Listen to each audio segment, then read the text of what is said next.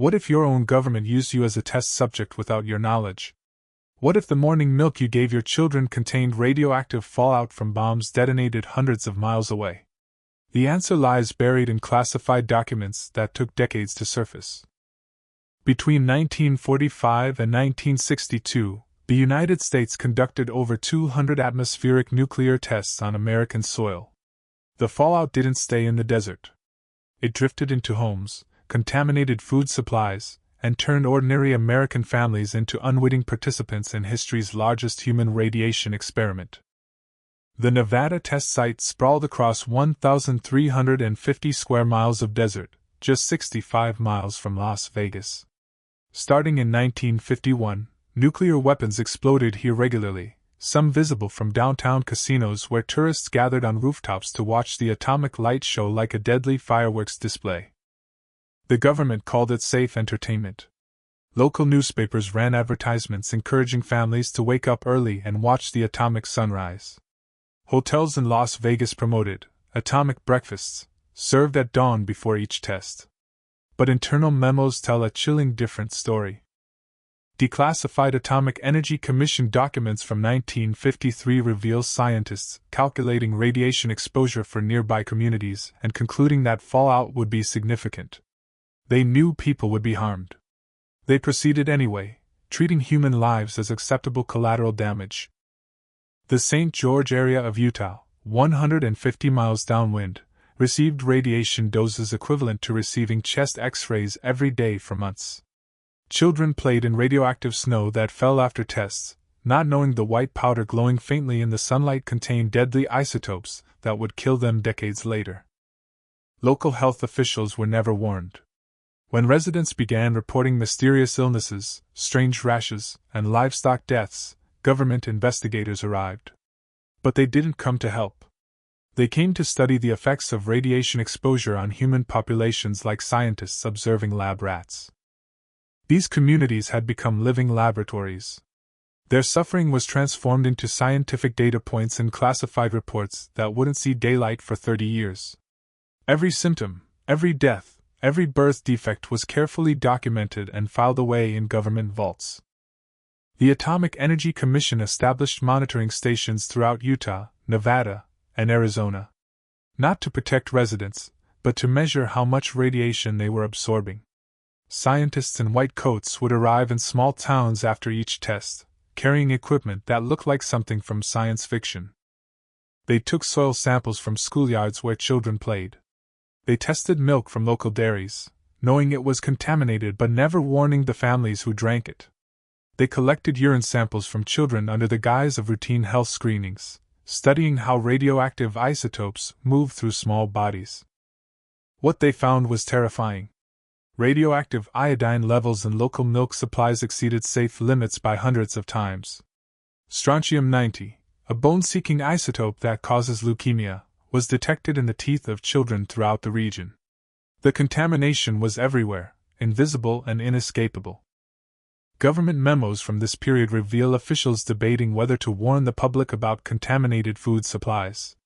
The conversations read like something from a dystopian nightmare.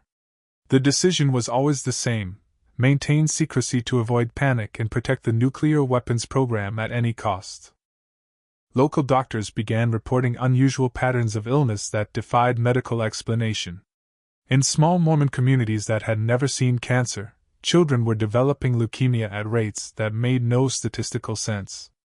Thyroid cancer, once so rare that many doctors never encountered it, became commonplace among young women. Birth defects increased dramatically. Babies were born with missing limbs, severe mental disabilities, and organs that hadn't formed properly. But when medical professionals tried to investigate these clusters, they were told by federal officials that discussing potential connections to nuclear testing would violate national security laws. The Atomic Energy Commission launched a propaganda campaign to convince local residents that radiation exposure was actually beneficial to human health. They cited discredited studies suggesting that low-level radiation might prevent cancer rather than cause it, turning scientific fraud into public policy. They planted stories in local newspapers claiming that people living near the test site were healthier than average Americans. They organized town halls where government scientists explained how atomic energy would soon power American homes and cure diseases.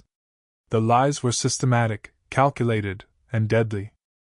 Mary Dixon was 5 years old when she watched the pretty pink clouds drift over her Utah home after nuclear tests. The clouds were beautiful, she later remembered, like cotton candy in the sky. She had no way of knowing those clouds carried death in the form of radioactive particles. Decades later, she would learn those clouds carried strontium-90, cesium-137, and iodine-131 directly into her community's food and water supply. By age 30, Mary had developed thyroid cancer. The tumor was aggressive, requiring multiple surgeries and radiation treatments that left her voice permanently damaged. She wasn't alone. In the small town of St. George, leukemia rates among children increased by 250% during the testing years. The government's own studies, hidden until 1979, documented these cancer clusters in clinical detail but classified them as acceptable casualties in the name of national security. Janet Gordon's family owned a dairy farm downwind from the test site. Every morning, radioactive fallout settled on their pastures like deadly dew. The cows ate contaminated grass, produced contaminated milk, which fed contaminated children throughout southern Utah and Nevada in an endless cycle of poisoning. Internal AEC documents show officials knew about the contamination but decided not to warn farmers or stop milk distribution. A memo from 1954 states that interrupting milk supplies would cause public panic and potentially compromise the testing program. The lives of children were less important than maintaining the schedule of nuclear explosions. Janet's 3 brothers all died of cancer before age 50. Her sister developed multiple tumors that required constant surgery. Her parents lived long enough to see their farm declared a contaminated site, the soil too radioactive for safe farming. 4 generations of their family's work was destroyed by invisible poison. When families like the Gordons tried to seek compensation decades later, they were told there was no proof their illnesses were connected to the tests. The proof existed, but it was locked away in government vaults, stamped with classifications that would keep the truth buried for generations. The human cost of atmospheric testing extended far beyond cancer statistics. Entire communities were psychologically traumatized by the constant threat of invisible contamination. Mothers stopped letting their children play outside after rainstorms, knowing that precipitation often brought fresh fallout from recent tests. Farmers watched their livestock die mysteriously. Sheep would collapse in the fields, their wool falling out in patches, their skin covered in radiation burns. Cattle gave birth to deformed calves. Crops failed without explanation. Livelihoods were destroyed by contamination that couldn't be seen, smelled, or tasted. The Atomic Energy Commission established a public relations campaign designed to normalize nuclear testing in the minds of local residents. They produced films showing happy families living near test sites, their children healthy and smiling, their crops abundant, and their livestock thriving. Every image was a lie. They distributed pamphlets explaining how atomic energy would soon power American homes and automobiles, cure cancer, and create a utopian future. They organized tours of the Nevada facility for journalists and local leaders, showing them carefully sanitized areas while hiding the contaminated zones and radiation monitors. What visitors weren't shown were the classified studies documenting the health effects on nearby populations. They weren't told about the radiation monitors scattered throughout the region, constantly measuring contamination levels. They weren't shown the maps identifying which communities would receive the most fallout from each test. When the 1953 Dirty Harry test accidentally released far more radiation than expected, contaminating an area the size of New Jersey, officials told local residents that the bright flash and subsequent ash fall were from a routine military exercise. The lie was maintained even as Geiger counters brought into the area by independent researchers detected radiation levels hundreds of times above normal. The test had been deliberately designed to study how radioactive particles spread through the atmosphere, making downwind communities unwitting subjects in a vast scientific experiment. The data collected was used to improve nuclear weapons, making each subsequent test more deadly and efficient. Beyond the atmospheric tests, the government conducted deliberate human radiation experiments that sound like the work of mad scientists. These weren't accidents or miscalculations. They were planned, funded, and executed with the full knowledge that human beings would be harmed for the sake of scientific data. At Vanderbilt University, pregnant women were given radioactive iron supplements disguised as vitamins. They were told the supplements would improve their health and help their babies develop properly. The real purpose was to study how radiation passed from mother to fetus, treating unborn children as test subjects. Over 800 pregnant women participated unknowingly in this experiment between 1945 and 1949. Many of their children later developed cancer, birth defects, and developmental problems. The study was funded directly by the Manhattan Project and continued for years after the war ended, with researchers tracking these families for decades. The researchers documented health problems in both mothers and children with scientific precision, never revealing the true nature of the supplements they had received. When children developed leukemia or were born with severe disabilities, their suffering was recorded as valuable data in classified reports. Hospital patients across the country were injected with plutonium without consent or knowledge. At Rochester General Hospital, elderly patients scheduled for routine procedures received uranium injections as part of what doctors called metabolic studies. The patients were never told about the injections, never asked for consent. Many died within months, though whether from their original conditions or radiation exposure was never determined. The experiments were designed to study how radioactive materials move through the human body, using terminal patients as test subjects because their expected deaths would provide valuable autopsy data. Children with developmental disabilities at the Fernald School in Massachusetts were fed radioactive oatmeal disguised as a special treat. They were told they were joining a science club that would give them extra privileges and better food. The children were excited to be chosen for something special, not knowing they were being poisoned. Parents signed consent forms they believed were for nutritional studies, not knowing their children were being used to test how radioactive materials move through the human digestive system. The experiments continued for over a decade, involving hundreds of children who had no ability to understand or consent to what was being done to them. The subjects were often society's most vulnerable populations: prisoners, minorities, the mentally ill, and the poor. At Holmesburg Prison in Philadelphia, inmates were paid small amounts to participate in studies where their skin was exposed to radioactive materials to test how radiation affected different skin types and pigmentation levels. Many developed severe burns and cancers years later. The prison experiments were particularly cruel because they targeted men who were already powerless, offering them small payments for participation in studies that would destroy their health and shorten their lives.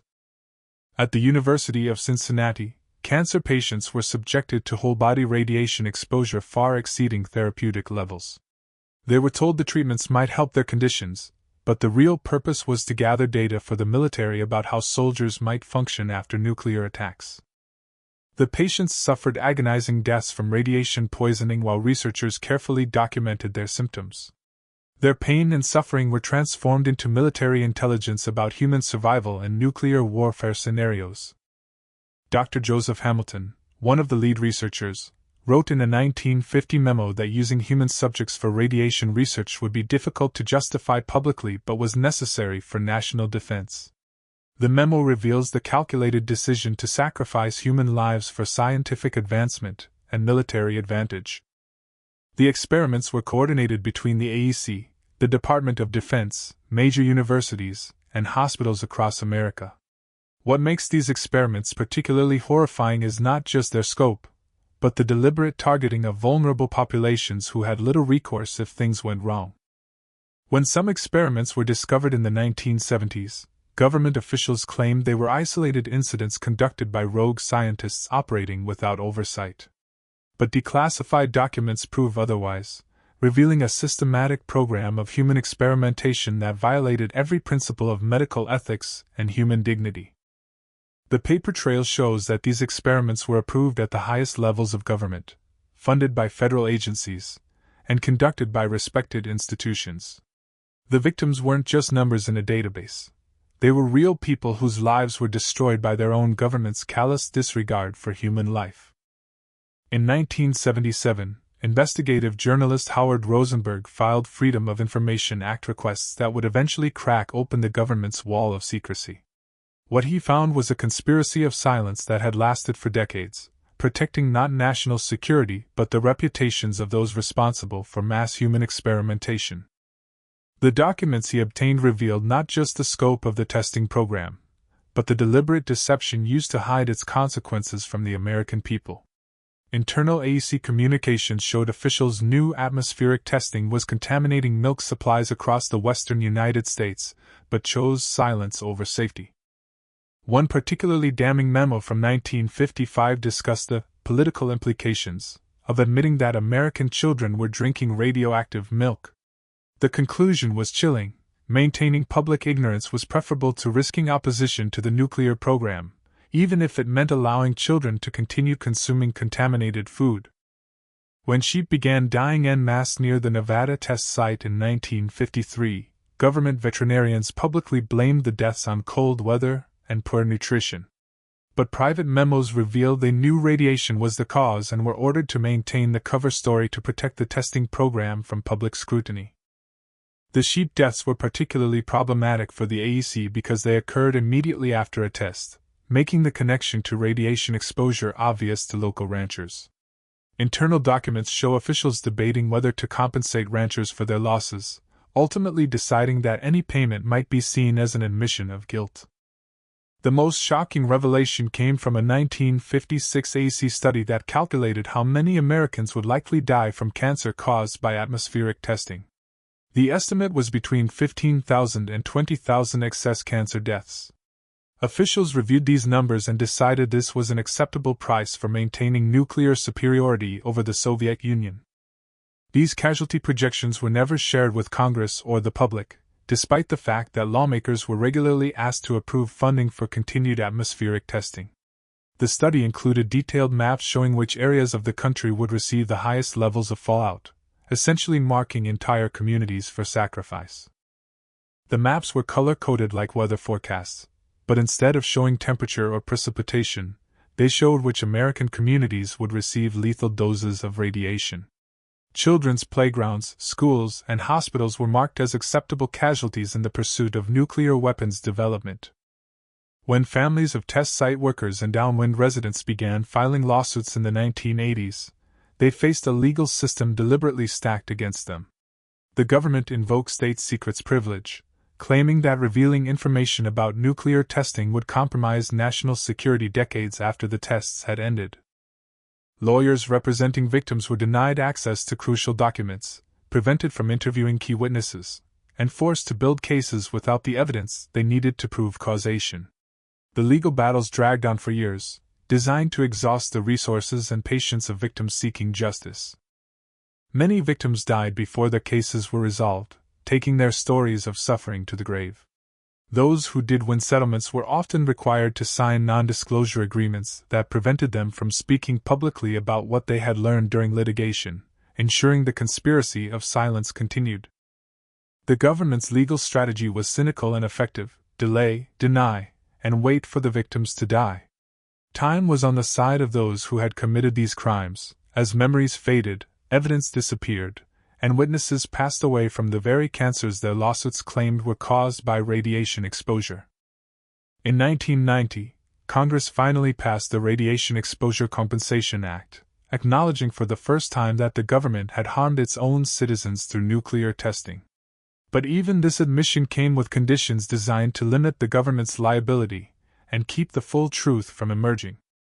The law provided financial compensation to downwinders and test site workers, but the process was deliberately bureaucratic and restrictive. To qualify for compensation, claimants had to prove they lived in specific geographic areas during certain time periods and developed particular types of cancer within narrow time frames. The requirements were so restrictive that thousands of legitimate victims were denied compensation on technicalities. A person who lived 1 mile outside the designated compensation zone received nothing. Someone who developed cancer 1 year outside the specified timeframe was denied payment. The bureaucracy became another weapon against the victims. The total compensation paid out exceeded $2 billion, which sounds like a massive sum until you realize it's a fraction of what the government spent on the testing program itself. The cost of building and detonating nuclear weapons dwarfed the money spent helping their victims, revealing the true priorities of those in power. Today, cancer rates in communities downwind from the Nevada test site remain elevated compared to national averages. The soil in some areas will remain contaminated for thousands of years, a permanent reminder of the price paid for nuclear weapons development. Children playing in these areas today are still being exposed to radiation from tests conducted before their grandparents were born. Recently declassified documents continue to reveal new details about the scope of human radiation experiments, suggesting that what we know may still be only part of the story. Researchers estimate that millions of Americans were exposed to radioactive fallout from atmospheric testing, though the exact number may never be known. The government destroyed many records in the 1970s when public scrutiny of the nuclear program intensified. Entire filing cabinets of documents were burned, shredded, or lost in what officials claimed were routine records management procedures. The destruction of evidence was systematic and deliberate, designed to prevent future accountability. What remains in the archives is heavily redacted, with key names, dates, and locations blacked out to protect national security interests that no longer exist. The censorship continues decades after the Cold War ended, suggesting that the full truth about America's nuclear testing program remains hidden even today. The legacy of America's nuclear testing program raises profound questions about the balance between national security and human rights. The Cold War created a climate where almost any action could be justified in the name of protecting America from Soviet aggression, but the victims of nuclear testing were not enemy soldiers or foreign spies. They were American citizens, including children, who trusted their government to protect them from harm. The betrayal of that trust represents one of the darkest chapters in American history, a systematic violation of human rights that continued for decades and affected hundreds of thousands of innocent people. The parallels to Nazi medical experiments are unavoidable and uncomfortable. The same logic that justified using concentration camp prisoners for medical research was applied to American citizens deemed expendable by their own government. The only difference was the flag under which these crimes were committed. How many secrets remain buried in classified archives? How many communities still don't know they were exposed? How many families are still suffering from cancers and birth defects caused by radiation exposure their government refuses to acknowledge? The questions multiply faster than the answers. Perhaps most importantly, what would you do if you discovered your government had used you as a test subject in an experiment you never knew existed? How would you react to learning that your cancer, your child's birth defects, or your family's suffering was the result of a deliberate decision to sacrifice your health for national security? The atomic age began with the promise of peaceful energy and ended the Second World War, but for thousands of Americans, it brought only silent suffering and decades of denied truth. Their stories remind us that the most dangerous fallout from nuclear weapons may not be radiation, but the willingness of those in power to sacrifice the innocent. The price of nuclear supremacy was paid not by politicians or generals, but by ordinary families who never knew they were part of history's largest and most horrific human experiment. Their suffering was hidden, their voices silenced, and their deaths classified as state secrets for decades. Today, as we face new threats and new technologies, the lessons of America's nuclear testing program remain relevant. The capacity for government to harm its own citizens in the name of national security has not disappeared. The willingness to sacrifice the few for the many, to treat human lives as acceptable losses, persists in new forms. The victims of nuclear testing deserve more than financial compensation. They deserve the truth, all of it, no matter how uncomfortable it makes those in power. They deserve acknowledgement of their suffering and recognition of their sacrifice. Most importantly, they deserve to have their stories told so that future generations understand the true cost of unchecked government power. The radioactive legacy of America's nuclear testing program will outlast us all, contaminating the soil for thousands of years and the national conscience forever. The question is not whether we can undo the damage that was done, but whether we have learned enough from this dark chapter to prevent it from happening again.